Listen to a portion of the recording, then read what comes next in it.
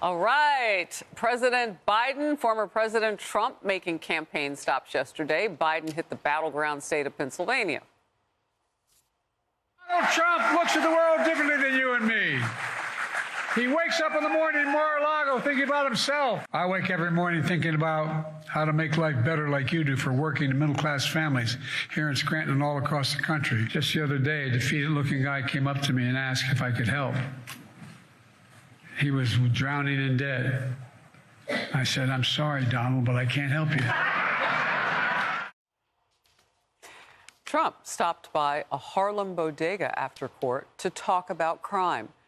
In New York, you may remember the owner of that bodega was charged by New York City District Attorney Alvin Bragg for stabbing a man in self-defense, only to have the charges eventually dropped. Remember, they sent him to Rikers Island, the owner of the bodega who had to fight for his life, both in the shop and in Rikers.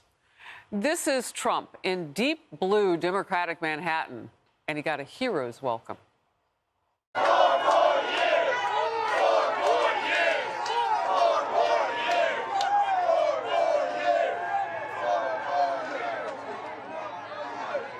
And when he spoke to the crowd, he called out New York City's DA Bragg for prioritizing a trial against him over the safety of New Yorkers.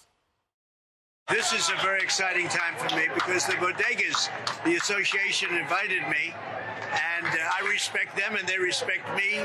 They want law and order. They have a lot of crime, tremendous crime, where their stores are being robbed. We're going to come in, and number one, you have to stop crime. And we're going to let the police do their job. They have to be given back their authority.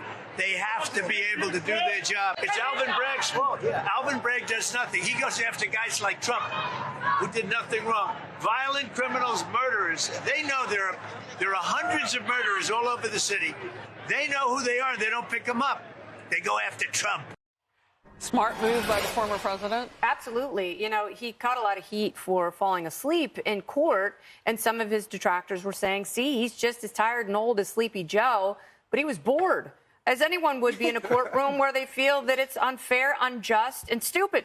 So he went to Harlem, where traditionally this is not MAGA country. All right, you know, Jussie Smollett might be safe in Harlem, but he goes there. Children are weeping. The Star Spangled Banner is playing. And he says, we are going to save America. And he wants to save America from DAs like Alvin Bragg, who are arguably ruining once great cities, running them into the ground, letting felons and violent criminals out time and time again, these recidivists. And then you have someone like Jose Alba, who is defending his life, who is now, since he was thrown in jail, he was thrown in Rikers. He got a bad infection while he was there. He's gone back to the Dominican Republic. He wasn't there yesterday to greet the former president, but the former president was there to send a very clear message, and that is resonating with voters who historically have not been part of the Republican coalition. I'm going to ask our team, can we do a split screen between Biden and the former president yesterday? Just pop it up at any time. I don't know if that magic can happen. But the reason I say that, Lily, is because the way Kennedy just laid that out, Biden says there's no way he can even understand the people. Trump is out talking to the people. With the people. And with the people that look like America. Harlem is a majority-minority zip code. The bodega owners are majority immigrants, Latinos that are hardworking and seeing the impact of violence in the streets and their businesses going downhill. This is a very effective way of demonstrating not with words, but with actions, what happens when you prioritize the needs of business owners. In this case, my community as a Latina, as a business owner, that is suffering greatly with a lot of bad policy that impacts our families. So, Emily, how does this work? And I want to thank our team behind the scenes here in Outnumbered for making that split screen. I mean, you see him out there. He's leaning into the people, and Biden is leaning into his microphone. I can't with Biden. I just want to focus on something, though, about President Trump's visit to Harlem. I think this is really important to point out. So we know the crowd was screaming, "We love Trump." They were screaming 4 more years.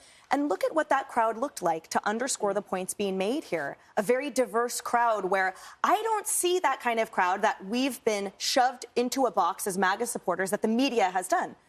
Katie Couric, remember, called Trump supporters anti-intellectual. She called them anti-elitist. She hasn't met you. a lot of really negative words. Is that what she's calling that crowd? Is that what that crowd is? People like Don Lemon, who mocked Southern accents, who mocked people who shop at Walmart, who eat at Chick-fil-A, the list goes on. Is that what that group in Harlem is to these people? That is the difference between how the media portrays and the Biden administration sees Trump's supporters and what his supporters actually are, which reflect the entirety of the U.S. Final point. The owner now of that bodega, his name is Ahmad. He's from Yemen. And he said, I've never voted before because I'm always working. But this time he said, I'm going to vote for Trump. You know why? Because his law and order stance, he said, was crucial.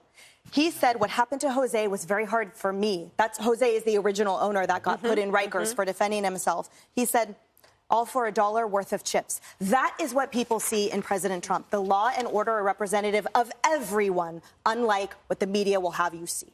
So one thing that I'm seeing, and I'm curious to get your idea of it, so we're getting a taste of both men really on the campaign trail. Because if Trump can go to court all day and then get out and go to these events, he's got a perimeter he's got to stick by. He's now going to go to places that are naturally going to be more diverse.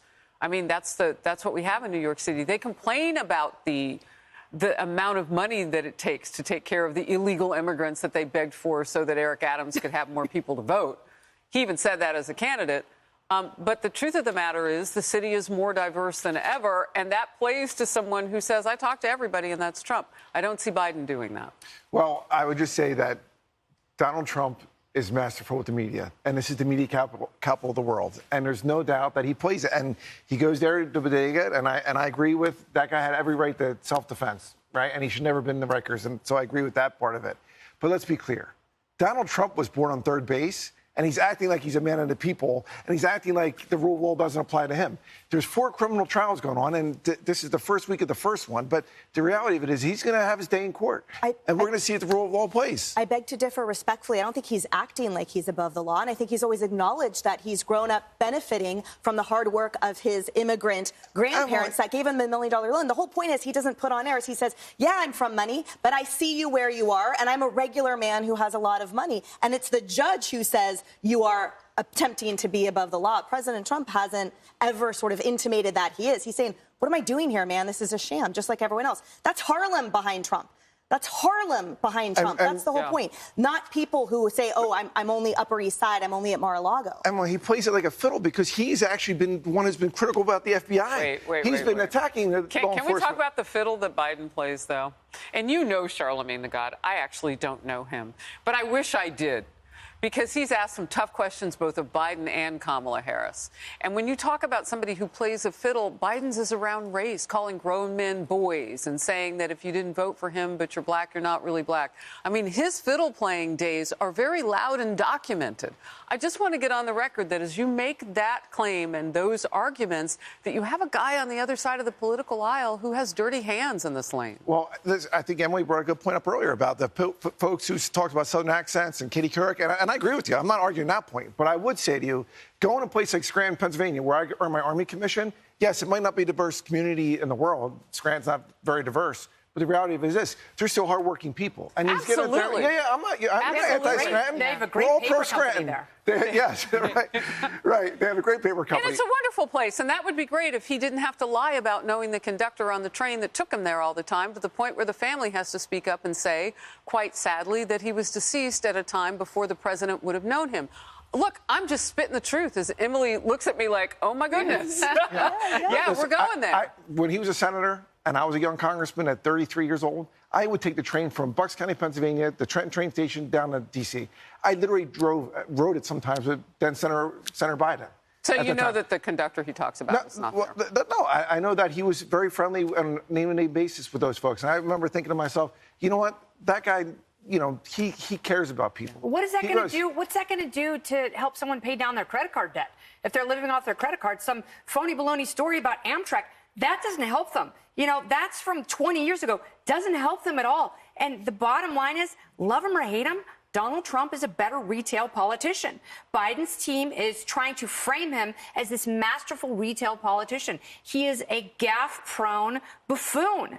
And Trump goes out there and he honestly connects with people. He doesn't have to be told what to say on a card. He will look at someone and make them feel like the most important person in the world. Very few politicians have that. Barack Obama doesn't have that. Bill Clinton has that. And so does Donald Trump. And you know what? President Biden is out of the basement. 2024 is a completely different season. We're going to see the polls ebb and flow, and it's going to be close and fascinating. But if that is the metric, he has President Biden beat there. And Kennedy, I agree with you, but what I don't agree with you is that I do think he does connect with people, President Biden, and I think he genuinely cares. Yeah. I think people care more about what you care. All the trials right now in a national poll, they are statistically tied. Yes. And Biden is underwater on all the key issues. By the way, one of them is not democracy, even though he keeps talking about that.